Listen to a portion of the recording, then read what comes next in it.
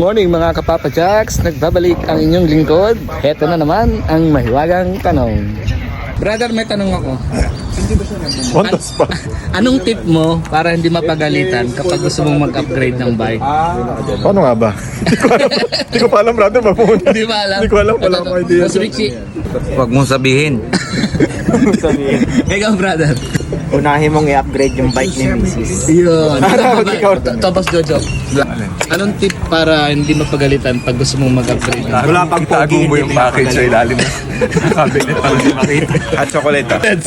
Ito madalas bumili to eh. Ay, patay tayo. Anong tip mo, brother? Sabihin mo, pag nag-adik-adik ako, magkano yung gastos mo? Tama. Saka pag nag-iinom ako, pag ninigarilyo. Ito, pumupogi ka pa.